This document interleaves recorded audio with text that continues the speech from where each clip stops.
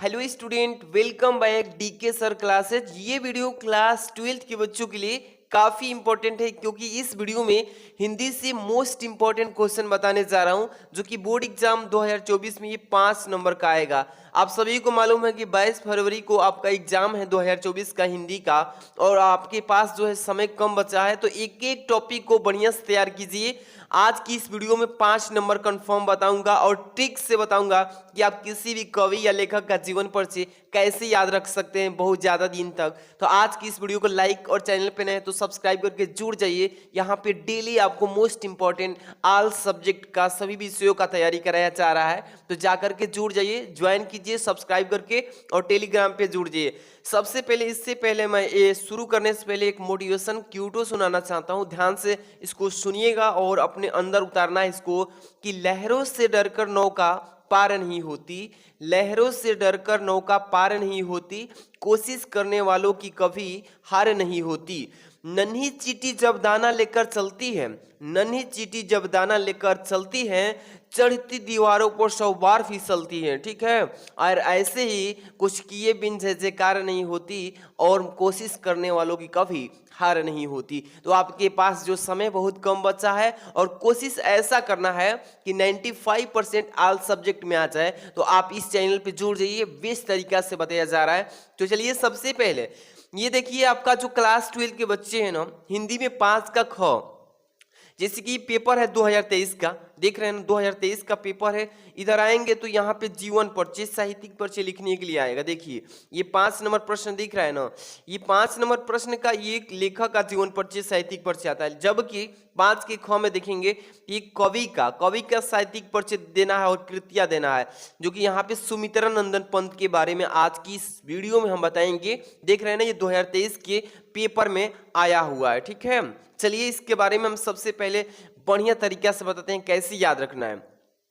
सबसे पहले तो आप उनका मतलब कि ढंग से लिखेंगे, तो जीवन परिचय सबसे पहले हेडिंग डालेंगे पेपर में, और क्या क्या मेन चीज़ें जो कि हेडिंग के रूप में ब्लैक पेन से लिख कर आना है और क्या नहीं लिखना है, ये सारी चीज़ें इस वीडियो में इंक्लूड कर दे रहे हैं।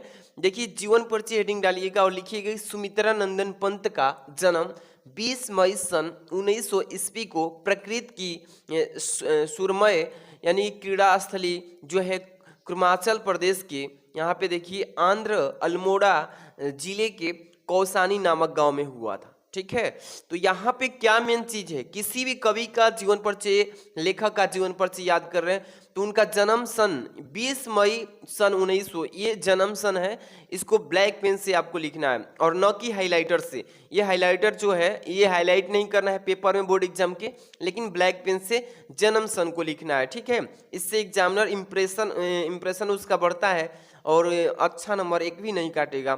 ठीक है, ऐसे लिख दीजिएगा हुआ था, तो लिखेंगे सुमित्रा नंदन पंत का जन्म 20 मई सन 1900 को प्रकृति की सुरमय यानी क्रीड़ा स्थली कुर्माचल प्रदेश की अंतर्गत अल्मोड़ा जिले के कसौनी नामक गांव में हुआ। ठीक है, इसके बाद अगला स्टेप देखिए, इनके पिता का नाम श्री गंगादंत पंत, यानी कि इनके पिता जो जी थे उनका नाम क्या था, गंगादंत पंत था, तथा इनकी जो माता थी तो लिखेंगे तथा माता का नाम श्रीमती सरस्वती देवी था। तो इनके माता और पिता का नाम भी आपको ब्लैक पेन से हाईलाइट करके अच्छे से लिखिएगा बोर्ड एग्जाम में। ठीक है, इसके बाद ये अपने माता पिता के सबसे छोटे यानी कि संतान थे। जो सुमित्रा नंदन पंत जी जो थी ये अपने माता पिता की सबसे छोटी यानी कि लड़की थी। अब देखिए पंत जी की प्रारंभिक शिक्षा जो थी ये गांव की ही यानी कि पाठशाला में हुई थी, यानी गांव के पाठशाला में ही इन्होंने अपना पढ़ाई शुरू किया था। इसके बाद लिखेंगे कि काशी के यानी कि जय नारायण हाई स्कूल से इन्होंने यानी लिविंग की परीक्षा उत्तीर्ण की, किसकी, लिविंग की। अब इसके बाद सन 1916, यहाँ पे देखिए इसको हाईलाइट कर दिया ब्लैक पेन से, ऐसे ही आपको भी ब्लैक पेन से हाईलाइट करना है। ठीक है, क्या लिखेंगे कि सन 1916 ईस्वी में अपने प्रयाग के मयूर सेंट्रल कॉलेज से एमए की परीक्षा उत्तीर्ण की। यहाँ पे देखिए इसके बाद यहाँ पे क्या है, उसके बाद ये स्वतंत्र रूप से अध्ययन करने लगी यानी कि पढ़ाई करने लगी। इसके ठीक बाद भारत सरकार ने पद्म भूषण की उपाधि से विभूषित किया। और पंत जी 28 दिसंबर सन 1977 को यानी कि परलोकवासी हो गए, यानी कि इनका मृत्यु हो गया, निधन हो गया। तो आपको मेन जीवन परिचय में क्या क्या चीज़ें पर ध्यान देना है, देखिए एक किस सन में जन्म हुआ उसको ब्लैक पेन से लिखिएगा, उनके पिता का नाम, उनके माता का नाम, इसके बाद यहाँ पे देखिए किस सन में उनका मृत्यु हुआ, ये सन जो है आपको ब्लैक पेन से हेडिंग डाल के अच्छे से लिख करके तब आना है, तभी नंबर मिल पाएगा। इसके बाद अगला यहाँ पे हेडिंग देखिए, ध्यान से देखिए, साहित्यिक सेवाएं, तभी जाकर के आपको नंबर मिल पाएगा, अन्यथा नंबर कट जाता है, बहुत सारे बच्चे को जानकारी नहीं होता है। तो यहाँ पे ध्यान दीजिएगा, साहित्यिक सेवाएं देखिए, साहित्यिक सेवाएं में क्या है, हेडिंग डालिएगा साहित्यिक सेवाएं। इसके बाद लिखिएगा कि पंत जी गंभीर विचारक, उत्कृष्ट कवि और मानवता के प्रति अस्थमान एक ऐसे सहज कुशल शिल्पी थे जिन्होंने नवीन सृष्टि के अभ्युदय यानी कि अभ्युदय के नव स्वप्नों की यानी कि सर्जना की है। तो ये हो जाएगा उनकी साहित्यिक सेवाएं, बढ़िया से लिखिएगा। इसके बाद आगे चलते हैं, रचना, जो कि उनकी रचनाएं भी आपको लिखना पड़ेगा, हेडिंग डालिएगा, रचना कौन कौन सी होगी नीचे बताएंगे।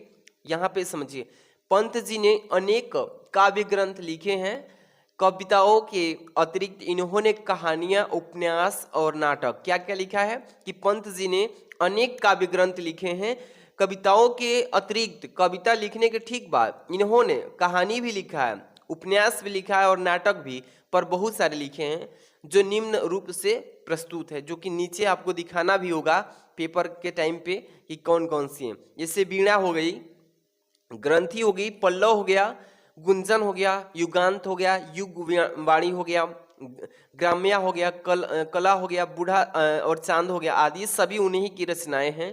तो इतना लिख दीजिएगा। इसके बाद अगला जो हेडिंग होने वाला है इनका, साहित्य में स्थान, ये लास्ट हेडिंग है, साहित्य में स्थान, हेडिंग डालिएगा लास्ट में, साहित्य में स्थान लिखेंगे इसमें कि पंत जी यानी कि निर्विवाद रूप से एक सज्जन प्रतिभाशाली कलाकार थे, ठीक है न, इनके विवाद नहीं होते थे कहीं भी।